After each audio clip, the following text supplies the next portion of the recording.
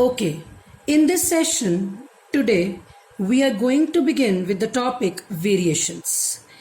कल अपनी last video ਦੇ ਵਿੱਚ ਅਸੀਂ ਬਰੀਫ ਡਿਸਕਸ਼ਨ ਕੀਤੀ ਸੀ about heredity, inheritance and variations and ਅਸੀਂ ਕੁਝ ਟਰਮੀਨੋਲੋਜੀ ਕੀਤੀ ਸੀ ਰਿਲੇਟਡ ਟੂ ਜੈਨੇਟਿਕਸ.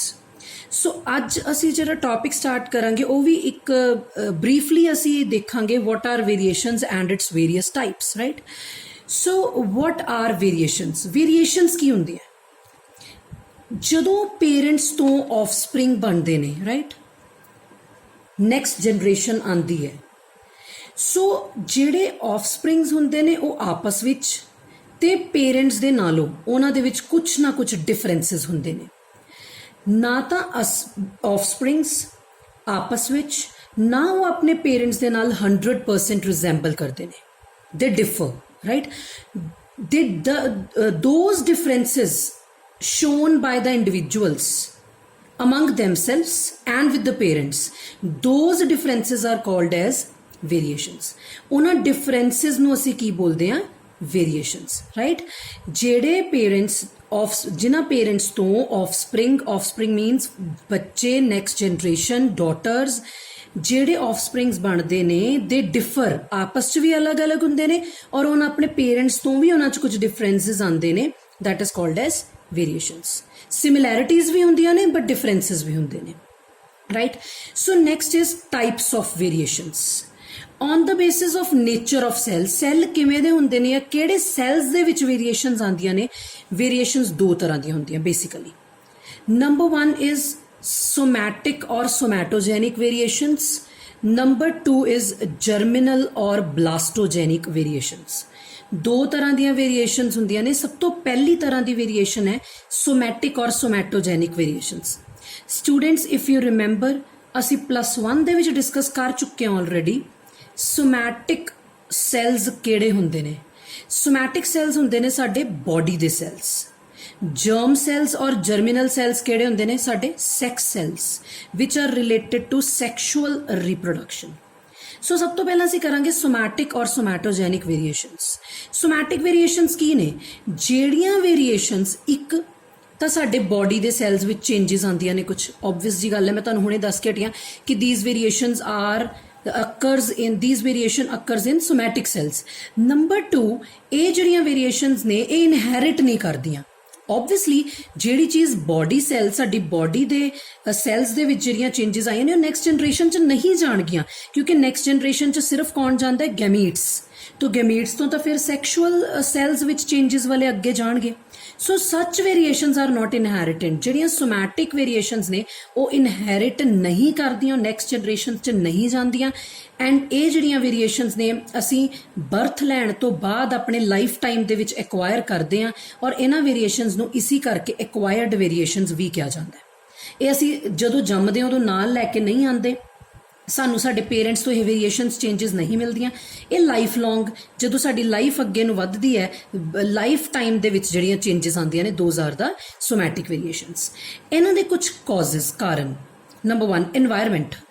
ਸਾਡਾ ਖਾਣਾ ਪੀਣਾ, ਸਾਡਾ ਰਹਿਣ ਦਾ ਸਲੀਕਾ, ਉਸ ਅਕੋਰਡਿੰਗਲੀ ਜਿਹੜੀਆਂ ਵੇਰੀਏਸ਼ਨਸ ਆਉਂਦੀਆਂ ਨੇ. Use and disuse of organ.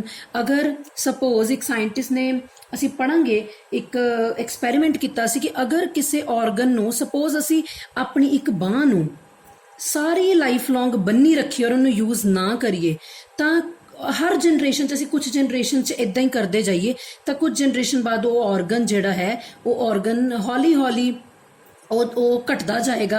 ਉਹ ਆਰਗਨ ਦੀ ਜਿਹੜੀ ਗਰੋਥ ਹੈ, ਡਿਵੈਲਪਮੈਂਟ ਹੈ, ਮੂਵਮੈਂਟਸ ਨੇ ਉਹ ਘਟਦੀਆਂ ਜਾਣਗੀਆਂ. Means use and disuse of organ ਦਾ ਮਤਲਬ ਹੈ ਕਿ ਅਗਰ ਅਸੀਂ ਕਿਸੇ ਆਰਗਨ ਨੂੰ ਜ਼ਿਆਦਾ ਯੂਜ਼ ਕਰੀਏ ਜਾਂ ਅਗਰ ਅਸੀਂ ਕਿਸੇ ਆਰਗਨ ਨੂੰ ਯੂਜ਼ ਨਾ ਕਰੀਏ ਤਾਂ ਉਹ ਆਰਗਨਸ ਦੇ ਵਿੱਚ ਕੁਛ ਨਾ ਕੁਛ ਵੇਰੀਏਸ਼ਨ ਜਾਂ ਚੇਂਜਸ ਵਿਦ ਟਾਈਮ ਆਉਂਦੀਆਂ ਨੇ. And such variations are called as somatic or somatogenic variations. Third is conscious efforts. ਅਗਰ ਅਸੀਂ ਆਪਣੇ conscious efforts ਨਾਲ, ਸਪੋਜ਼ ਕਰੋ, ਲੈਟ ਅਸ ਸਪੋਜ਼, ਮੈਂ ਤੁਹਾਨੂੰ ਇੱਕ ਫੋਰ ਐਗਜ਼ਾਮਪਲ ਮੈਂ ਤੁਹਾਨੂੰ ਇੱਕ ਗੱਲ ਦੱਸਦੀ ਹਾਂ. ਸਮਝ ਲਓ ਤੁਸੀਂ ਬਰਥ ਲੈਣ ਤੋਂ ਬਾਅਦ ਆਪਣੇ ਕੰਨਾਂ ਦੇ ਵਿੱਚ, ਈਅਰਸ ਦੇ ਵਿੱਚ ਪੀਅਰਸਿੰਗ ਕਰਾਉਂਦੇ, ਈਅਰ ਪਿੰਨਾਂ 'ਚ ਛੇਦ ਕਰਵਾਉਂਦੇ ਹੋ, ਜਿਵੇਂ ਗਰਲਸ ਅਕਸਰ ਕਰਾਉਂਦੀਆਂ ਨੇ, ਠੀਕ ਹੈ ਜੀ? ਕਿ ਉਹ ਇੱਕ ਲੇਡੀ ਅਗਰ ਉਹਦੇ ਕੰਨ ਦੇ ਵਿੱਚ ਈਅਰ ਹੋਈ ਹੋਏਗੀ, ਪਿੰਨਾਂ ਦੇ ਵਿੱਚ ਈਅਰ ਪੀਅਰਸਿੰਗ, ਕੰਨ ਦੇ ਵਿੱਚ ਅਸੀਂ ਛੇਦ ਕਰਵਾਇਆ ਹੋਏਗਾ, ਕਿ ਜਦੋਂ ਉਹਦੀ ਨੈਕਸਟ ਜਨਰੇਸ਼ਨ, ਉਹਦਾ ਬੱਚਾ ਪੈਦਾ ਹੋਏਗਾ, ਕਿ ਉਹਦੇ ਕੰਨ 'ਚ ਵੀ ਛੇਦ ਹੋਏਗਾ?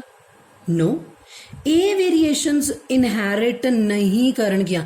ਜਿਹੜੀਆਂ ਚੀਜ਼ਾਂ ਅਸੀਂ ਆਪਣੇ ਆਪ ਆਪਣੇ ਕੌਨਸ਼ੀਅਸ ਐਫਰਟਸ ਨਾਲ ਲਾਈਫ ਟਾਈਮ ਦੇ ਵਿੱਚ ਕਰਵਾਉਂਦੇ ਆ, ਉਹ ਨੈਕਸਟ ਜਨਰੇਸ਼ਨ ਦੇ ਵਿੱਚ ਨਹੀਂ ਜਾਂਦੀਆਂ। ਸੋ ਸੈਕਿੰਡ ਤਰ੍ਹਾਂ ਦੀਆਂ ਵੇਰੀਏਸ਼ਨ ਸਾਡੇ ਕੋਲ ਆ ਗਈਆਂ ਸਟੂਡੈਂਟਸ, ਜਰਮੀਨਲ ਔਰ ਬਲਾਸਟੋਜੈਨਿਕ ਵੇਰੀਏਸ਼ਨਸ। ਇਹ ਉਹ ਵੇਰੀਏਸ਼ਨਸ ਨੇ ਸਟੂਡੈਂਟਸ ਜਿਹੜੀਆਂ ਵੇਰੀਏਸ਼ਨਸ ਸਾਡੇ ਸੈਕਸ ਸੈਲਸ ਔਰ ਜਰਮ ਸੈਲਸ ਦੇ ਵਿੱਚ ਆਉਂਦੀਆਂ ਨੇ, ਐਂਡ ਇਹ ਇਨਹੈਰਿਟੇਬਲ ਨੇ। ਇਹ ਇੱਕ ਜਨਰੇਸ਼ਨ ਤੋਂ ਨੈਕਸਟ ਜਨਰੇਸ਼ਨ ਦੇ ਵਿੱਚ ਟਰਾਂਸਫਰ ਕਰਦੀਆਂ ਨੇ। ਫੋਰ ਐਗਜ਼ਾਮਪਲ ਕੁਝ ਸਾਡੇ ਕੋਲ ਤੁਸੀਂ ਕਹਿ ਲਓ ਇਹ ਡਿਜ਼ੀਜ਼ਸ ਨੇ, ਸਿੰਡਰੋਮਸ ਨੇ, ਹੀਮੋਫੀਲੀਆ ਹੈ, ਬਲੱਡ ਗਰੁੱਪਸ ਹੈ। ਬਲੱਡ ਗਰੁੱਪ ਤਾਂ ਚਲੋ ਜਨਰਲ ਜਿਹੜੇ ਸਾਡੇ ਬਲੱਡ ਗਰੁੱਪਿੰਗ ਹੁੰਦੀ ਹੈ ਨਾ, ਜਿਹੜੇ ਸਾਡੇ ਜਿੱਦਾਂ ਸਾਡਾ A ਬਲੱਡ ਗਰੁੱਪ ਹੈ, ਕਿਸੇ ਦਾ B ਹੈ, ਕਿਸੇ ਦਾ AB ਹੈ, ਕਿਸੇ ਦਾ O ਹੈ। ਜਿਹੜੇ ਬਲੱਡ ਗਰੁੱਪਸ ਸਾਡੇ ਕੋਲ ਸਟੂਡੈਂਟਸ ਸਾਡੇ ਪੇਰੈਂਟਸ ਦੇ ਵਿੱਚ ਹੁੰਦੇ ਨੇ, ਉਹੀ ਡਿਸਾਈਡ ਕਰਦੇ ਨੇ ਕਿ ਬੱਚੇ ਦਾ ਬਲੱਡ ਗਰੁੱਪ ਕੀ ਹੋਏਗਾ। ਅਸੀਂ ਬਹੁਤ ਡਿਟੇਲ ਦੇ ਵਿੱਚ ਇਹ ਵਾਲਾ ਟੌਪਿਕ ਅੱਗੇ ਜਦੋਂ ਹੋਰ ਜੈਨੇਟਿਕਸ ਅਸੀਂ ਫਰਦਰ ਸਟੱਡੀ ਕਰਾਂਗੇ, ਅਸੀਂ ਦੇਖਾਂਗੇ ਕਿ ਕਿਵੇਂ ਜਿਹੜੇ ਜਦੋਂ ਪੇਰੈਂਟਸ ਮਦਰ ਫਾਦਰ ਦਾ ਜੋ ਬਲੱਡ ਗਰੁੱਪ ਹੁੰਦਾ ਹੈ ਤਾਂ ਕੀ ਪ੍ਰੋਬੇਬਿਲਿਟੀ ਹੁੰਦੀ ਹੈ ਬੱਚੇ ਦੇ ਬਲੱਡ ਗਰੁੱਪ ਦੀ। ਅਸੀਂ ਅੱਜ ਵੀ ਦੱਸ ਸਕਦੇ ਹਾਂ ਅਗਰ ਕਿਸੇ ਮਦਰ ਫਾਦਰ ਦਾ ਬਲੱਡ ਗਰੁੱਪ ਇਹ ਹੈ ਤਾਂ ਉਹਦੀ ਆਉਣ ਵਾਲੀ ਜਨਰੇਸ਼ਨ 'ਚ ਬੱਚਿਆਂ ਦੀ ਪ੍ਰੋਬੇਬਿਲਿਟੀ ਕੀ ਹੋਏਗੀ ਬਲੱਡ ਗਰੁੱਪਿੰਗ ਦੀ, ਉਹ ਅਸੀਂ ਡਿਟੇਲ 'ਚ ਡਿਸਕਸ ਕਰਾਂਗੇ। ਸੋ ਇਹ ਚੀਜ਼ਾਂ ਪੇਰੈਂਟਸ ਤੋਂ ਆਫਸਪ੍ਰਿੰਗ 'ਚ ਟਰਾਂਸਫਰ ਕਰਦੀਆਂ ਨੇ। That is why such variations are called as germinal variations. Then is are causes ਕੀ ਨੇ? ਰੀਕॉम्बिनेशन, ਨਵੇਂ ਕੰਬੀਨੇਸ਼ਨ ਬਣਨਾ, क्रॉसिंग ओवर ਅਸੀਂ डिस्कस करांगे लेटर ऑन इस चैप्टर ਦੇ ਵਿੱਚ। म्यूटेशंस, सडन चेंजेस जीन्स ਵਿੱਚ, क्रोमोसोम 'ਚ ਜਦੋਂ ਇੱਕਦਮ ਚੇਂजेस ਸਡਨਲੀ ਆ ਜਾਂਦੀਆਂ ਤਾਂ ਉਹ ਵੀ ਨੈਕਸਟ ਜਨਰੇਸ਼ਨ 'ਚ ਟਰਾਂਸਫਰ ਹੁੰਦੀਆਂ। म्यूटेशंस, बाय रेडिएशंस, ਤੁਸੀਂ ਦੇਖਦੇ ਹੋ ਅਗਰ ਕੋਈ ਵਿਮਨ ਪ੍ਰੈਗਨੈਂਟ ਹੋਵੇ ਤਾਂ ਤੁਸੀਂ ਦੇਖੋ ਅਗਰ ਐਕਸ-ਰੇ ਰੂਮ ਦੇ ਬਾਹਰੋਂ ਤੁਸੀਂ ਨਿਕਲਦੇ ਤੁਸੀਂ ਦੇਖਦੇ ਹੋ ਉਹਨਾਂ ਨੇ ਲਿਖਿਆ ਹੁੰਦਾ pregnant women's are not allowed. That means ਕੁਝ ਚੇਂਜ ਰੇਡੀਏਸ਼ਨਸ ਨਾਲ ਕੁਝ ਚੇਂजेस ਆਉਂਦੀਆਂ ਹੋਣਗੀਆਂ। ਹੋ ਸਕਦਾ ਹੈ ਜਿਹੜਾ ਫੀਟਸ ਉਹਦੇ ਵੋਂਬ ਦੇ ਵਿੱਚ ਪਲ ਰਿਹਾ ਉਹਦੇ ਵਿੱਚ ਕੁਛ ਨਾ ਕੁਛ ਵੇਰੀਏਸ਼ਨਸ ਚੇਂजेस ਆ ਜਾਣ, ਕੋਈ ਡਰਾਸਟਿਕ ਕੋਈ ਨੈਗੇਟਿਵ ਚੇਂਜ ਆ ਜੇ, ਬੱਚਾ ਐਬਨੋਰਮਲ ਪੈਦਾ ਹੋ ਜੇ। So that is Y radiations ਜਿਹੜੀਆਂ ਨੇ ਉਹ ਵੀ ਚੇਂजेस ਕਰਦੀਆਂ ਨੇ and they R also inheritable. Such variations are also inheritable. So ਅਸੀਂ ਦੋ ਤਰ੍ਹਾਂ ਦੀਆਂ ਵੇਰੀਏਸ਼ਨਸ ਡਿਸਕਸ ਕੀਤੀਆਂ, ਸੋਮੈਟਿਕ ਔਰ ਜਰਮੀਨਲ, ਤੇ ਉਹਨਾਂ ਦੇ ਕਾਰਨ। ਅਸੀਂ ਫਰਦਰ ਇੱਕ ਹੋਰ ਟਾਈਪ ਦੇ ਨਾਲ ਵੇਰੀਏਸ਼ਨਸ ਦੀਆਂ ਟਾਈਪਸ ਕਰਾਂਗੇ, ਇੱਕ ਹੋਰ ਕ੍ਰਾਈਟੇਰੀਆ ਲੈ ਕੇ as per the degree of differences. Degree of difference, ਕਿੰਨੇ ਡਿਫਰੈਂਸਿਸ ਆਣਗੇ, ਥੋੜੇ ਜ਼ਿਆਦਾ, ਉਸ ਬੇਸਿਸ ਤੇ variations are of two types, continuous and discontinuous. ਸਭ ਤੋਂ ਪਹਿਲਾਂ ਅਸੀਂ ਕਰਾਂਗੇ continuous variations. So continuous variations ਕੀ ਹੁੰਦੀਆਂ ਸਟੂਡੈਂਟਸ? ਸੱਚ ਵੇਰੀਏਸ਼ਨਸ ਆਰ ਸਮਾਲ, ਛੋਟੀਆਂ, ਥੋੜੀਆਂ, ਇਨਡਿਸਟਿੰਕਟ ਮੀਨਸ ਜਿਹਦੇ 'ਚ ਅਸੀਂ ਫਰਕ ਨਹੀਂ ਪਤਾ ਲਾ ਸਕਦੇ। ਡਿਸਟਿੰਕਸ਼ਨ ਮਤਲਬ ਕਿ ਵੇਰੀਏਸ਼ਨ ਚੇਂजेस ਆਈਆਂ ਨੇ ਪਰ ਉਹ ਬਹੁਤੀਆਂ ਕਨਸਪੀਕੂਅਸ ਨਹੀਂ ਹੈ, ਬਹੁਤੀਆਂ ਵਿਜ਼ੀਬਲ ਨਹੀਂ ਹੈ, ਬਹੁਤ ਜ਼ਿਆਦਾ ਡਿਸਟਿੰਕਟ ਨਹੀਂ ਹੈ as compare to normal. So ਬਹੁਤਾ ਫਰਕ ਨਹੀਂ ਪੈਂਦਾ। Such variations are also called as fluctuating variations. Unstable ਨੇ, ਨॉन ਇਨਹੈਰਿਟੇਬਲ ਹੈ, ਕੋਈ ਸਟੇਬਿਲਿਟੀ ਨਹੀਂ ਹੈ। Non inheritable means they do not transfer from parents to offsprings. Then are discontinuous variations. Discontinuous variations ਕੀ ਹੈ? ਇਹ variations large ਨੇ, ਵੱਡੀਆਂ changes ਆਉਂਦੀਆਂ ਨੇ। Such variations are also called as mutations or saltations. ਇੱਕ ਵਾਰੀ genes ਵਿੱਚ ਕ੍ਰੋਮੋਸੋਮ ਦੇ ਵਿੱਚ ਕੋਈ ਚੇਂਜ ਆ ਜਾਂਦੀ ਹੈ ਤਾਂ ਨੈਕਸਟ ਜਨਰੇਸ਼ਨ 'ਚ ਜਾਣ ਦੇ ਪੂਰੇ ਚਾਂਸਸ ਹੁੰਦੇ ਨੇ। ਲੇਟਰ ਔਨ ਅਸੀਂ ਇਸ ਚੀਜ਼ ਨੂੰ ਵੀ ਬਹੁਤ ਡਿਟੇਲ 'ਚ ਡਿਸਕਸ ਕਰਾਂਗੇ। Then mutations appear suddenly. Mutation suddenly ਆ ਜਾਂਦੀਆਂ, ਸਡਨਲੀ ਮੀਨਸ ਅਚਾਨਕ, ਐਂਡ ਸਟੇਬਲ ਨੇ, ਇਨਹੈਰਿਟੇਬਲ ਨੇ, ਇੱਕ ਜਨਰੇਸ਼ਨ ਤੋਂ ਨੈਕਸਟ ਜਨਰੇਸ਼ਨ ਦੇ ਵਿੱਚ ਟਰਾਂਸਫਰ ਕਰਦੀਆਂ ਨੇ। ਸੋ ਇਹ ਸੀ ਕੰਟੀਨਿਊਅਸ ਐਂਡ ਡਿਸਕੰਟੀਨਿਊਅਸ ਵੇਰੀਏਸ਼ਨਸ। ਐਂਡ ਅਸੀਂ ਲਾਸਟ ਵਿੱਚ ਡਿਸਕਸ ਕਰਾਂਗੇ ਸਿਗਨੀਫਿਕੈਂਸ ਆਫ ਵੇਰੀਏਸ਼ਨਸ, ਰਾਈਟ। ਜਿਹੜੀਆਂ ਵੇਰੀਏਸ਼ਨਸ ਅਸੀਂ ਹੁਣੇ ਉਹਦੀਆਂ ਟਾਈਪਸ ਡਿਸਕਸ ਕੀਤੀਆਂ ਨੇ, ਅਸੀਂ ਹੁਣ ਦੇਖਾਂਗੇ ਇਹਨਾਂ ਵੇਰੀਏਸ਼ਨਸ ਦੇ ਕੀ ਸਿਗਨੀਫਿਕੈਂਸ ਨੇ। ਸੋ ਸਭ ਇੰਪੋਰਟੈਂਸ ਕੀ ਹੈ? ਸੋ ਸਭ ਤੋਂ ਪਹਿਲਾ ਸਿਗਨੀਫਿਕੈਂਸ ਹੈ ਸਾਡੇ ਕੋਲ ਬੱਚੋ, it contributes the raw material for evolution. ਅਗਰ ਤੁਹਾਨੂੰ 9th 10th ਸਟੈਂਡਰਡ 'ਚ ਹਲਕਾ ਫੁਲਕਾ ਥੋੜਾ ਜਿਹਾ ਯਾਦ ਹੈ ਤਾਂ ਤੁਹਾਨੂੰ ਉੱਥੇ ਦੱਸਿਆ ਜਾਂਦਾ ਹੈ ਕਿ ਬੱਚੋ ਜਿਹੜੀਆਂ ਵੇਰੀਏਸ਼ਨਸ ਚੇਂਜਸ ਆਉਂਦੀਆਂ ਨੇ ਪੇਰੈਂਟਸ ਤੋਂ ਜਦੋਂ ਨੈਕਸਟ ਜਨਰੇਸ਼ਨ ਬਣਦੀ ਹੈ, ਜਿਹੜੀਆਂ ਚੇਂਜਸ ਜਿਹੜੀਆਂ ਵੇਰੀਏਸ਼ਨਸ ਆਉਂਦੀਆਂ ਨੇ ਉਹ evolution that results in evolution means ਜਿਹੜਾ ਵਿਕਾਸ ਜਿਹੜੀ ਐਵੋਲੂਸ਼ਨ ਹੁੰਦੀ ਹੈ ਉਹ ਚੇਂਜਸ ਕਰਕੇ ਹੀ ਆਉਂਦੀ ਹੈ ਔਰ ਚੇਂਜਸ ਬੈਟਰਮੈਂਟ ਲਈ ਹੀ ਹੁੰਦੀਆਂ ਆਲਮੋਸਟ। ਠੀਕ ਹੈ ਜੀ, almost I'm saying almost right। variations form the basis of heredity, variation ਕਰਕੇ ਹੀ heredity ਬਣੀ। variations make some individual better suited, ਇਹੀ ਗੱਲ ਮੈਂ ਹੁਣੇ ਤੁਹਾਨੂੰ ਦੱਸਿਆ ਸਟੂਡੈਂਟਸ, ਜਿਹੜੀਆਂ ਵੇਰੀਏਸ਼ਨਸ ਆਉਂਦੀਆਂ ਨੇ ਨੈਕਸਟ ਜਨਰੇਸ਼ਨ ਦੇ ਵਿੱਚ, ਜਿਹੜੀਆਂ ਚੇਂਜਸ ਆਉਂਦੀਆਂ ਨੇ ਨੈਕਸਟ ਜਨਰੇਸ਼ਨ ਦੇ ਵਿੱਚ, those variations they are for the betterment, such variations are for the betterment। ਉਹ ਜਿਹੜੇ ਇੰਡੀਵਿਜੂਅਲਸ ਹੁੰਦੇ ਨੇ ਬੱਚੋ they are better suited to the environment, they are better suited to the environment means ਜਿਹੜੇ offspring ਬਣਨਗੇ ਜਿਨ੍ਹਾਂ ਚ ਪੇਰੈਂਟਸ ਤੋਂ ਅਲੱਗ ਕੁਝ ਆਏਗਾ ਉਹ ਬੈਟਰ এনवायरमेंट ਨੂੰ ਸੂਟ ਕਰਨਗੇ ਤੇ ਉਹ ਸਟਰਗਲ ਫॉर ਐਗਜ਼ਿਸਟੈਂਸ, ਉਹ ਜਿਹੜੀ ਆਪਣੀ ਚਲਦੀ ਰਹਿੰਦੀ ਹੈ ਐਗਜ਼ਿਸਟ ਕਰਨ ਦੀ ਸਟਰਗਲ, ਉਹਦੇ ਵਿੱਚ ਬੈਟਰ ਸਿਊਟ ਕਰਨਗੇ ਰਾਈਟ। ਹੁਣੇ ਅਸੀਂ ਇੱਕ ਡੈਫੀਨੇਸ਼ਨ ਡਿਸਕਸ ਕੀਤੀ ਸੀ, ਮੈਂ ਦੁਬਾਰਾ ਦੱਸ ਦਿੰਦੀ। ਹਾਈਬ੍ਰਿਡ ਵਿਗਰ, ਹਾਈਬ੍ਰਿਡ ਵਿਗਰ ਕੀ ਹੈ ਕਿ ਜਿਹੜਾ ਮਦਰ ਤੇ ਫਾਦਰ ਨੂੰ ਮਿਲਾ ਕੇ ਹਾਈਬ੍ਰਿਡ ਬਣਦਾ ਹੈ, ਇਟ ਇਜ਼ ਬੈਟਰ ਦੈਨ ਔਰ it has better qualities than both of the parents. ਠੀਕ ਹੈ ਜੀ, ਸੋ ਜਦੋਂ ਆਫਸਪ੍ਰਿੰਗ ਦੇ ਵਿੱਚ ਬੈਟਰ ਕੁਆਲਿਟੀਜ਼ ਆਉਂਦੀਆਂ ਉਹ ਬੈਟਰ ਸਿਊਟਡ ਟੂ ਦਾ এনवायरमेंट ਹੁੰਦਾ ਹੈ ਰਾਈਟ। ਸੋ ਵੇਰੀਏਸ਼ਨਸ ਪ੍ਰੋਵਾਈਡ ਈਚ ਆਰਗੇਨਿਜ਼ਮ ਅ ਡਿਸਟਿੰਕਟ ਇੰਡੀਵਿਜੂਅਲਿਟੀ, ਵੇਰੀਏਸ਼ਨਸ ਕਰਕੇ ਇੰਡੀਵਿਜੂਅਲ ਦੇ ਵਿੱਚ ਇੱਕ ਯੂਨੀਕ ਇੱਕ ਅਲੱਗ ਕਰੈਕਟਰ ਆਉਂਦਾ ਹੈ। ਸੋ this is the significance of variations। ਠੀਕ ਹੈ ਜੀ, ਸੋ ਨੈਕਸਟ ਟੌਪਿਕ ਅਸੀਂ ਜਿਹੜਾ ਡਿਸਕਸ ਕਰਾਂਗੇ ਉਹ ਸਾਡੇ ਕੋਲ ਹੋਏਗਾ ਹੁਣ ਮੈਂਡਲਸ ਵਰਕ। ਮੈਂਡਲ ਨੇ ਕੀ ਕੰਮ ਕੀਤਾ, ਮੈਂਡਲ ਨੇ ਜੈਨੇਟਿਕਸ 'ਚ ਕੀ ਕੰਟਰੀਬਿਊਸ਼ਨ ਦਿੱਤੀ। ਠੀਕ ਹੈ ਜੀ, ਸੋ ਮੈਂਡਲ ਦਾ ਕੰਮ ਕਿਸ ਪਲਾਂਟ ਤੇ ਸੀ। ਠੀਕ ਹੈ ਜੀ, ਸੋ ਉਹ ਅਸੀਂ ਹੁਣ ਸਾਰਾ ਮੈਂਡਲ ਦਾ ਵਰਕ ਹਲਕਾ ਫੁਲਕਾ ਅੱਜ ਡਿਸਕਸ ਕਰਾਂਗੇ, ਫਿਰ ਲੇਟਰ ਔਨ ਅਸੀਂ ਨੈਕਸਟ ਜਿਹੜੀਆਂ ਆਪਣੀਆਂ ਵੀਡੀਓਜ਼ ਹੈ ਉਹਦੇ ਵਿੱਚ ਡਿਟੇਲ ਡਿਸਕਸ਼ਨ ਦੇਵਾਂਗੇ right. So Mendel's work full name was Gregor John Mendel, in short G.J. Mendel। Mendel ने garden pea, that is scientific name is P the Pisum sativum, उत्ते 7 years काम किया 1856 to 1863। बच्चों for your information एक गल दसना चाहूँगी, Mendel जेड़ा है he was not scientist or environmentalist, he was a priest, पादरी सी। ਤਾਂ ਜਿੱਥੇ ਉਹ ਆਪਣਾ ਪ੍ਰੀਚਿੰਗਸ ਦਿੰਦਾ ਸੀ ਉਹਦੇ ਅਰਾਊਂਡ ਇੱਕ ਗਾਰਡਨ ਸੀ ਜਿੱਥੇ ਪੀ ਪਲਾਂਟ ਗਰੋ ਕੀਤੇ ਸੀ। ਉਹਨੇ ਉੱਥੇ ਜਿਹੜੀ ਹੈ ਸਟੱਡੀ ਕੀਤੀ ਤੇ ਦੈਨ ਉਹਨੇ ਜੈਨੇਟਿਕਸ ਦਾ ਕਹਿ ਲਓ ਬੇਸ ਰੱਖਿਆ। 7 years he worked on that pisum sativum 1856 to 53 and ਉਸ ਸਟੱਡੀ ਦੇ ਬੇਸਿਸ ਤੇ ਮੈਂਡਲ ਨੇ ਕੁਛ inheritance ਦੇ mechanisms, what is inheritance, variations, genetics ਕੀ ਹੈ ਉਹਦਾ ਬੇਸ ਰੱਖਿਆ। that is why ਮੈਂਡਲ ਦਾ ਜਿਹੜਾ ਮੈਂਡਲ ਨੂੰ ਜਿਹੜਾ ਫਾਦਰ ਆਫ ਜੈਨੇਟਿਕਸ ਕਿਹਾ ਜਾਂਦਾ ਹੈ। ਬਹੁਤ ਇੰਪੋਰਟੈਂਟ ਇੱਕ ਰੋਲ ਹੈਗਾ medal the genetics, that is why medal is called as father of genetics। ਹੁਣ ਅਸੀਂ ਇਹ ਦੇਖਾਂਗੇ ਕਿ ਮੈਂਡਲ ਨੂੰ ਜਿਹੜੀ ਸਕਸੈਸ ਮਿਲੀ, ਠੀਕ ਹੈ ਜੀ, ਉਹ ਕੋਈ ਸਪੈਸੀਫਿਕਲੀ ਉਹ ਕੰਮ ਨਹੀਂ ਕਰ ਰਿਹਾ ਸੀ ਇਸ ਚੀਜ਼ ਤੇ, ਬਟ ਸਟਿਲ ਉਹਨੇ ਜਿਹੜਾ ਵਰਕ ਕੀਤਾ ਉਹਨੂੰ why he got so much success ਜਾਂ ਰੀਜ਼ਨ ਫॉर ਮੈਂਡਲ ਸਕਸੈਸ ਕੀ ਸੀਗੀ, ਉਹ ਇਹ ਸੀ ਕਿ ਮੈਂਡਲ ਨੇ ਇੱਕ ਸਮੇਂ ਤੇ ਇੱਕ ਹੀ ਕਰੈਕਟਰ ਸਟੱਡੀ ਕੀਤਾ।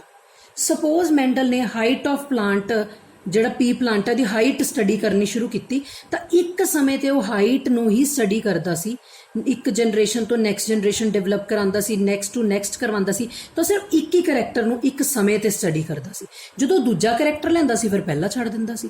ਸੋ ਮੈਂਡਲ ਦੀ ਸਕਸੈਸ ਦਾ ਇੱਕ ਕਾਰਨ ਇਹ ਵੀ, ਅਗਰ ਉਹ ਦੋ ਕਰੈਕਟਰ ਇੱਕ ਸਮੇਂ ਤੇ ਲੈਂਦਾ, ਹੋ ਸਕਦਾ ਹੈ ਮੈਂਡਲ ਦੇ ਵਰਕ ਦੇ ਵਿੱਚ ਕੁਛ ਨਾ ਕੁਛ ਚੇਂਜਸ, ਕੁਛ ਨਾ ਕੁਛ ਪ੍ਰੋਬਲਮਸ ਆਉਂਦੀਆਂ, ਬਟ ਉਹ ਇੱਕ ਸਮੇਂ ਤੇ, ਉਸ ਸਮੇਂ ਤੇ ਉਹਨੇ ਕੰਮ ਹੀ ਇੱਦਾਂ ਕੀਤਾ ਕਿ ਇੱਕ ਸਮੇਂ ਤੇ ਇੱਕ ਹੀ ਕਰੈਕਟਰ ਲਿਆ, ਤਾਂ ਮੈਂਡਲ ਨੂੰ ਬਹੁਤ ਸਕਸੈਸ ਮਿਲੀ। ਨੈਕਸਟ, ਹੀ ਕੈਪਟ ਐਕਿਊਰੇਟ ਰੈਕਰਡਸ। ਉਹਨੇ ਪ੍ਰੋਪਰ ਰੈਕਰਡ ਰੱਖਿਆ, ਕੁਆਲੀਟੇਟਿਵਲੀ ਵੀ ਤੇ ਕੁਆਂਟੀਟੇਟਿਵਲੀ। ਕਿੰਨੇ ਪਲਾਂਟਸ ਨੇ, ਜਦੋਂ ਕ੍ਰਾਸ ਬਣਾਏ, ਕਿੰਨੇ ਨੈਕਸਟ ਜਨਰੇਸ਼ਨ 'ਚ ਪਲਾਂਟ ਬਣੇ, ਉਹਨਾਂ 'ਚੋਂ ਕਿੰਨੇ ਟਾਲ ਸੀ, ਕਿੰਨੇ ਡਵਾਰਫ ਸੀ, ਉਹਨੇ ਸਭ ਚੀਜ਼ਾਂ, ਟਾਲ ਮੀਨਸ ਲੰਬਾ, ਡਵਾਰਫ ਮੀਨਸ ਬੋਣਾ। ਸੋ ਉਹਨੇ ਦੇਖਿਆ ਇਹ ਸਭ, ਉਹਨੇ ਐਕਿਊਰੇਟਲੀ ਇਸ ਸਭ ਦਾ ਰੈਕਰਡ ਰੱਖਿਆ। Then the character selected by Mendels are present on different chromosome। हाँ, एक ਇਹ ਵੀ ਮੈਂਡਲ ਦੇ ਸਕਸੈਸ ਦਾ ਕਾਰਨ ਸੀ ਕਿ ਉਹ ਕਿਸਮਤ ਨਾਲ ਹੀ, ਬਾਏ ਲੱਕ ਹੀ, ਉਹ ਜਿਹੜੇ ਕਰੈਕਟਰ ਸਟੱਡੀ ਕਰਦਾ ਗਿਆ, ਉਹਦੇ ਜਿਹੜੇ ਜੀਨਸ ਜਾਂ ਜਿਹੜੇ ਉਹਦੇ ਅਲੀਲ ਸੀ ਉਹ ਅਲੱਗ-ਅਲੱਗ ਕ੍ਰੋਮੋਸੋਮ ਤੇ ਪ੍ਰੈਜ਼ੈਂਟ ਸੀ।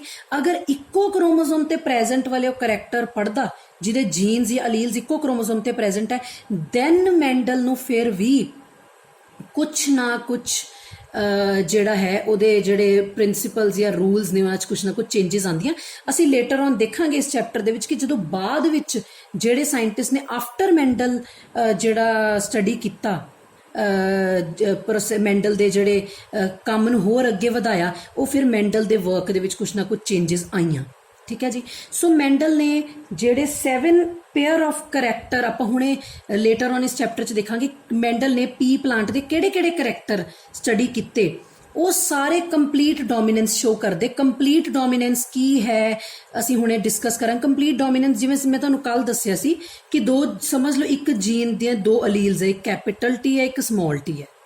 ਇਹ ਡੋਮੀਨੈਂਟ ਹੁੰਦੇ। ਡੋਮੀਨੈਂਟ ਮੀਨਸ ਜਿਹੜਾ ਆਪਣੇ ਆਪ ਨੂੰ ਐਕਸਪ੍ਰੈਸ ਕਰਾ ਸਕਦਾ। ਮੈਂ ਕੱਲ ਦੱਸਿਆ ਸੀ ਨਾ ਕਿ ਸਪੋਜ਼ ਸਾਡੇ ਕੋਲ ਦੋ ਫਰੈਂਡਸ ਨੇ, ਦੋਨਾਂ 'ਚੋਂ ਇੱਕ ਬਹੁਤ ਲੜਾਕੀ ਹੈ, ਉਹ ਆਪਣੀ ਗੱਲ ਹਮੇਸ਼ਾ ਮਨਾ ਲੈਂਦੀ ਹੈ, ਤਾਂ ਦੈਟ ਇਜ਼ ਡੋਮੀਨੈਂਟ। ਸੋ ਇਹ ਆਪਣੇ ਆਪ ਨੂੰ ਐਕਸਪ੍ਰੈਸ ਕਰਾ ਸਕਦਾ, ਨਹੀਂ ਕਰਾ ਸਕਦਾ। ਤੇ ਜਦੋਂ ਇਹ ਅਲੀਲ ਆਪਣੇ ਆਪ ਨੂੰ ਐਕਸਪ੍ਰੈਸ ਕਰਾਉਂਦਾ ਹੈ ਤਾਂ ਪਲਾਂਟ ਦੀ ਹਾਈਟ ਕੀ ਬਣ ਜਾਂਦੀ, ਟੌਲ। ਠੀਕ ਹੈ, ਅਸੀਂ ਡਿਸਕਸ ਕਰਾਂਗੇ ਲੇਟਰ ਔਨ। ਤਾਂ ਅਸੀਂ ਮੈਂਡਲ ਨੇ ਜਿੰਨੇ ਵੀ ਟ੍ਰੇਟ ਸਟੱਡੀ ਕੀਤੇ ਉਹ complete dominance show. Complete means ਇੱਕ ਅਲੀਲ ਆਪਣੇ ਆਪ ਨੂੰ ਕੰਪਲੀਟਲੀ ਐਕਸਪ੍ਰੈਸ ਕਰਾਉਂਦਾ ਤੇ ਕਰੈਕਟਰ ਦਿੰਦਾ।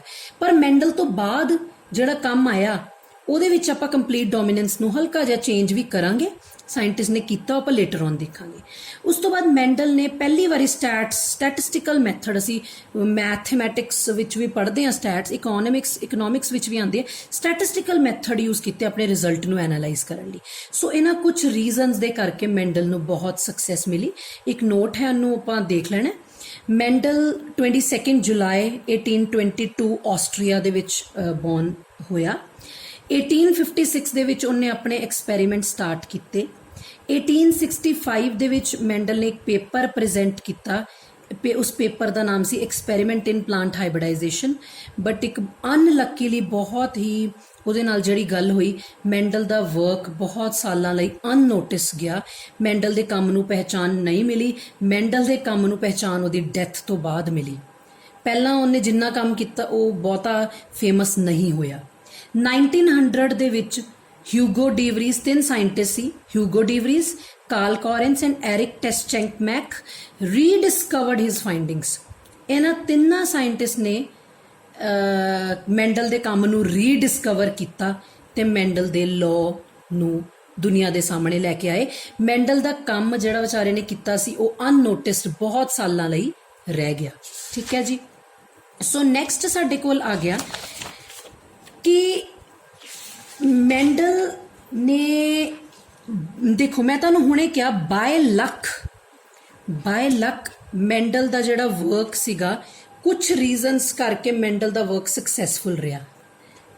ਬਾਏ ਲੱਕ ਹੀ ਮੈਂਡਲ ਦੇ ਗਾਰਡਨ 'ਚ ਜਿਹੜਾ ਪੀ ਪਲਾਂਟ ਡਿਵੈਲਪ ਹੋਇਆ ਸੀ, ਉਹ ਵੀ ਬਾਏ ਲੱਕ ਹੀ ਪੀ ਪਲਾਂਟ ਲੈਣ ਦੇ ਵੀ ਉਹਨੂੰ ਬਹੁਤ ਫਾਇਦੇ ਹੋਏ। ਉਹਦੇ ਗਾਰਡਨ ਦੇ ਵਿੱਚ ਸੀ, ਉਹਨੇ ਤਾਂ ਨਾਰਮਲੀ ਉੱਤੇ ਸਟੱਡੀ ਕਰ ਲਈ, ਪਰ ਉਹਨੂੰ ਫਾਇਦੇ ਮਿਲੇ ਸਿਲੈਕਟ ਕਰਨ ਦੇ ਪੀ ਪਲਾਂਟ ਨੂੰ। What are the advantage for ਸਿਲੈਕਟਿੰਗ P plant for his experiment? ਉਹਨੂੰ ਕੀ ਐਡਵਾਂਟੇਜ ਮਿਲੇ? ਪਹਿਲਾ ਐਡਵਾਂਟੇਜ ਇਹ ਸੀ ਕਿ ਪੀ ਪਲਾਂਟ ਨੂੰ ਬਹੁਤ ਸੌਖੇ ਤਰੀਕੇ ਨਾਲ ਕਲਟੀਵੇਟ ਕੀਤਾ ਜਾ ਸਕਦਾ, ਉਗਾਇਆ ਜਾ ਸਕਦਾ ਤੇ ਐਨੂਅਲ ਪਲਾਂਟ ਸੀ, 1 ਸਾਲ ਦੇ ਵਿੱਚ ਰਿਜ਼ਲਟ ਵੀ ਆ ਜਾਂਦਾ ਸੀ, ਉਹਨੂੰ ਬਹੁਤਾ ਟਾਈਮ ਵੇਟ ਨਹੀਂ ਕਰਨੀ ਪੈਂਦੀ ਸੀ। ਅਗਰ ਮੈਂਡਲ ਕੋਈ ਐਸਾ ਪਲਾਂਟ ਸਿਲੈਕਟ ਕਰਦਾ ਜਿਹਨੂੰ 7 ਸਾਲ ਉਹਦੇ ਫਰੂਟ ਆਉਣ ਨੂੰ ਜਾਂ ਉਹਦਾ ਰਿਜ਼ਲਟ ਆਉਣ ਨੂੰ ਵੇਟ ਕਰਨੀ ਪੈਂਦੀ ਤਾਂ ਮੈਂਡਲ ਦਾ ਵਰਕ ਫਿਨਿਸ਼ ਹੋ ਜਾਣਾ ਸੀ। ਠੀਕ ਹੈ ਜੀ, ਸੋ ਮੈਂਡਲ ਨੂੰ ਫਾਇਦਾ ਰਿਹਾ। ਨੈਕਸਟ, ਪੀ ਪਲਾਂਟ ਨਾਰਮਲੀ ਰਿਮੇਨਸ ਕਲੋਜ਼। ਪੀ ਦਾ ਜਿਹੜੇ ਫਲਾਰ ਨੇ ਉਹ ਨਾਰਮਲੀ ਬੰਦ ਰਹਿੰਦੇ, ਇਸ ਕਰਕੇ ਸੈਲਫ ਪੋਲੀਨੇਸ਼ਨ ਹੀ ਹੁੰਦੀ ਹੈ। ਜੇ ਕ੍ਰਾਸ ਪੋਲੀਨੇਸ਼ਨ ਕਰਾਣੀ ਹੈ ਤਾਂ ਆਪ ਕਰਾਣੀ ਪੈਂਦੀ ਮੈਨੂਅਲੀ, ਸੋ ਇਸ ਚੀਜ਼ ਦਾ ਵੀ ਮੈਂਡਲ ਨੂੰ ਫਾਇਦਾ ਹੋਇਆ। Then pea plant number of easily detectable character show ਕਰਦੇ, ਮੀਨਸ ਅਸੀਂ ਸੌਖੇ ਤਰੀਕੇ ਨਾਲ ਦੇਖ ਕੇ ਉਹਦੇ ਕਰੈਕਟਰ ਸਟੱਡੀ ਕਰ ਸਕਦੇ ਹਾਂ। ਮੀਨਸ ਹਾਈਟ, ਫਲਾਰ ਕਲਰ, ਸੀਡ ਸ਼ੇਪ, ਸੋ ਈਜ਼ੀਲੀ ਦਿਖਣ ਵਾਲੇ ਕਰੈਕਟਰ ਜਿਹੜੇ ਹੈ ਉਹ ਮੈਂਡਲ ਦੇ ਜਿਹੜੇ ਪੀ ਪਲਾਂਟ ਹੈ ਉਹਨੇ ਉਹ 'ਚ ਦੇਖੇ ਤੇ ਈਜ਼ੀਲੀ ਉਹਨੂੰ ਸਟੱਡੀ ਕੀਤਾ। ਮੀਨਸ ਪੀ ਪਲਾਂਟ ਈਜ਼ੀ ਕਰੈਕਟਰ ਦਿਖਾ ਦਿੰਦਾ, ਇਸ ਕਰਕੇ ਇਸ ਚੀਜ਼ ਦਾ ਵੀ ਮੈਂਡਲ ਨੂੰ ਫਾਇਦਾ ਰਿਹਾ। ਦੈਨ ਮੈਂਡਲ ਨੇ ਲਾਰਜ ਨੰਬਰ ਆਫ ਜਿਹੜੇ ਇੱਕ ਹੋਰ ਇੰਪੋਰਟੈਂਟ ਗੱਲ, ਜਦੋਂ ਮੈਂਡਲ ਕੰਮ ਕਰਦਾ ਸੀ ਤਾਂ ਇੱਕ ਬੜਾ ਉਹਨੂੰ ਫਾਇਦਾ ਰਿਹਾ ਪੀ ਪਲਾਂਟ ਦਾ ਕਿ ਪੀ ਪਲਾਂਟ ਬਹੁਤ ਸਾਰੇ ਇੱਕ ਸਮੇਂ ਤੇ ਬਹੁਤ ਸਾਰੇ ਸੀਡ ਪੈਦਾ ਕਰਦਾ ਹੈ ਤੇ ਜੇ ਘੱਟ ਸੀਡ ਹੁੰਦੇ ਫਿਰ ਰਿਜ਼ਲਟ ਵੀ ਗਲਤ ਆਉਂਦਾ ਹੈ ਜਾਂ ਰਿਜ਼ਲਟ ਵੀ ਇੰਨਾ ਐਕੂਰੇਟ ਨਹੀਂ ਆਉਂਦਾ। ਬਹੁਤ ਸਾਰੇ ਸੀਡ ਪੈਦਾ ਹੋਏ ਤਾਂ ਉਹਨੂੰ ਐਕਸਪੈਰੀਮੈਂਟ ਕਰਨ 'ਚ ਈਜ਼ੀਨੈਸ ਮਿਲ ਗਈ। Pure varieties of pea are easy available, ਸਾਨੂੰ ਪੀ ਦੀਆਂ ਪਿਓਰ ਵੈਰਾਈਟੀਜ਼ ਈਜ਼ੀਲੀ ਮਿਲ ਜਾਂਦੀਆਂ ਨੇ। ਕ੍ਰਾਸ ਪੋਲੀਨੇਸ਼ਨ ਐਂਡ ਫਰਟੀਲਾਈਜੇਸ਼ਨ ਵੀ ਸੌਖੇ ਤਰੀਕੇ ਨਾਲ ਹੋ ਜਾਂਦੀ। ਮੈਨੂਅਲੀ ਕ੍ਰਾਸ ਪੋਲੀਨੇਸ਼ਨ ਕਰਾ ਲੈਂਦਾ ਸੀ ਮੈਂਡਲ, ਮੀਨਸ ਜਿਸ ਫਲਾਰ ਦੇ ਉਹਨੇ ਪੋਲਨ ਲੈਣੇ ਲੈ ਕੇ ਦੂਸਰੇ ਪਲਾਂਟ ਦੂਸਰਾ ਫਲਾਰ ਜਿਸ 'ਚ ਉਹਨੇ ਫੀਮੇਲ ਪਾਰਟ 'ਚ ਪਾਣੇ ਹੈ ਉਹਦੀ ਪਹਿਲਾਂ ਈਮੈਸਕੂਲੇਸ਼ਨ ਕਰ ਲੈਂਦੇ, ਇੱਕ ਫਲਾਰ 'ਚੋਂ ਮੇਲ ਪਾਰਟ ਕੱਢ ਦਿੰਦੇ, ਉਹਦਾ ਇਕੱਲਾ ਫੀਮੇਲ ਰਹਿਣ ਦਿੰਦੇ ਆ ਤੇ ਦੂਜੇ ਫਲਾਰ ਦੇ ਉਹ ਕੱਢ ਕੇ ਪੋਲਨ ਗ੍ਰੇਨਸ ਤਾਂ ਇਹ ਜਿਹੜਾ ਫਲਾਰ ਹੈ ਜਿਹਦਾ ਮੇਲ ਪਾਰਟ ਕੱਢਿਆ ਉਹਦੇ ਫੀਮੇਲ ਪਾਰਟ ਦੇ ਵਿੱਚ ਪੋਲਨਸ ਨੂੰ ਡਸਟ ਕਰਾ ਦਿੰਦੇ ਆ ਤਾਂ ਕ੍ਰਾਸ ਪੋਲੀਨੇਸ਼ਨ ਹੋ ਜਾਂਦੀ ਹੈ। Flowers are bisexual and hermaphrodite, means flowers ਦੇ ਵਿੱਚ ਦੋਨੋਂ ਸੈਕਸ ਆਰਗਨਸ ਪ੍ਰੈਜ਼ੈਂਟ ਨੇ and they are easily distinguishable. ਠੀਕ ਹੈ ਜੀ, ਸੋ ਈਜ਼ੀ ਰਿਹਾ, ਮੈਂਡਲ ਨੂੰ ਬਹੁਤ ਐਡਵਾਂਟੇਜ ਰਹੇ ਆਪਣੇ ਪੀ ਪਲਾਂਟ ਨੂੰ ਚੂਜ਼ ਕਰਨ ਦੇ। ਵੈਸੇ ਤਾਂ ਉਹਨੇ ਬਾਏ ਲੱਕ ਹੀ ਚੂਜ਼ ਕੀਤਾ, ਬਟ ਬਾਏ ਲੱਕ ਵੀ ਚੂਜ਼ ਕਰਦੇ ਕਰਦੇ ਮੈਂਡਲ ਨੂੰ ਬਹੁਤ ਸਾਰੇ ਐਡਵਾਂਟੇਜ ਜਿਹੜੇ ਆ ਉਹ ਹੋਏ। ਠੀਕ ਹੈ ਜੀ, ਸੋ ਆਪਾਂ ਬਿਫੋਰ ਅਸੀਂ ਸਟਾਰਟ ਕਰੀਏ ਕਿ ਮੈਂਡਲ ਨੇ ਕੀ ਵਰਕ ਕੀਤਾ ਜਾਂ ਮੈਂਡਲ ਨੇ ਇਹਦੇ ਕਿਹੜੇ ਲਾਅ ਸੀਗੇ, ਸਾਡਾ ਜਿਹੜਾ ਚੈਪਟਰ ਉਹਦੀ ਮੇਨ ਸਟਾਰਟਿੰਗ ਤਾਂ ਮੈਂਡਲ ਦੇ ਲਾਅ ਤੋਂ ਹੋਣੀ ਹੈ, ਬਟ ਅਸੀਂ ਇਹ ਦੇਖਾਂਗੇ ਇੱਕ ਸਿੰਪਲ ਜਿਹੇ ਟੌਪਿਕ ਦੇ ਨਾਲ ਅਸੀਂ ਹੁਣ ਇਹ ਦੇਖਾਂਗੇ ਕਿ ਮੈਂਡਲ ਨੇ ਕਿਹੜੇ ਕਰੈਕਟਰਸ ਜਿਹੜੇ ਨੇ ਉਹ ਲਏ। ਮੇਰੇ ਕਹਿਣ ਦਾ ਮਤਲਬ ਹੈ ਕਿ ਮੈਂਡਲ ਨੇ ਪੀ ਪਲਾਂਟ ਦੇ ਕਿਹੜੇ ਕਰੈਕਟਰ ਸਟੱਡੀ ਕੀਤੇ। 7 ਪੇਅਰਸ ਆਫ ਕਰੈਕਟਰ ਜਿਹੜੇ ਹੈ ਉਹ ਮੈਂਡਲ ਨੇ ਸਟੱਡੀ ਕੀਤੇ। ਉਹ ਕਿਹੜੇ ਕਰੈਕਟਰ ਸੀਗੇ ਆਪਾਂ ਹੁਣੇ 1 ਬਾय 1 ਕਰਕੇ ਡਿਸਕਸ ਕਰਦੇ ਹਾਂ।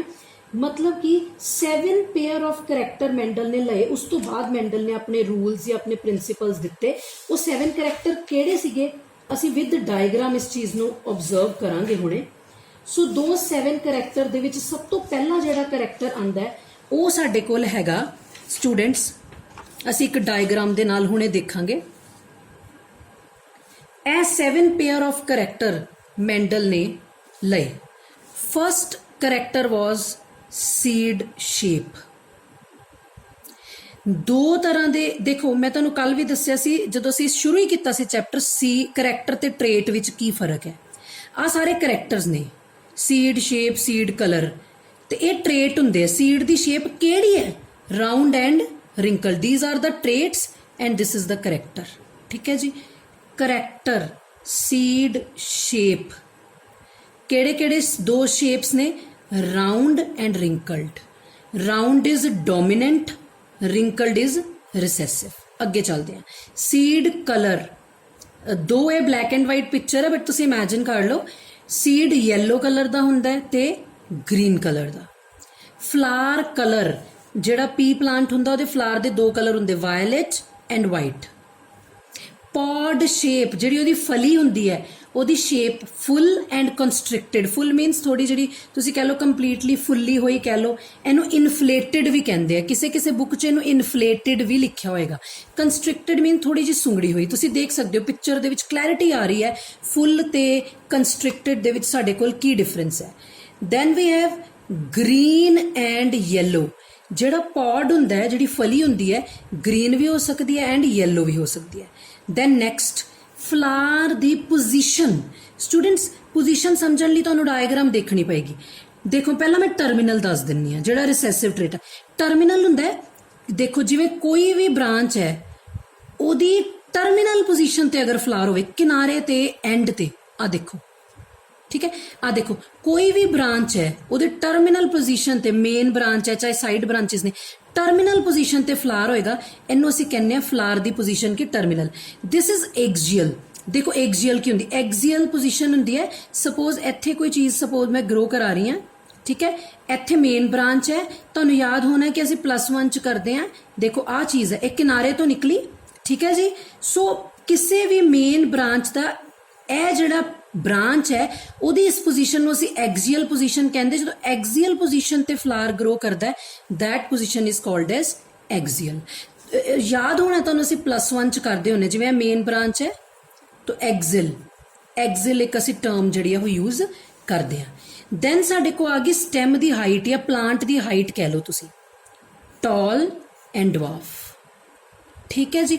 ਸੋ these were the 7 characters: seed shape, seed color, flower color, pod shape, pod color, flower position and stem height.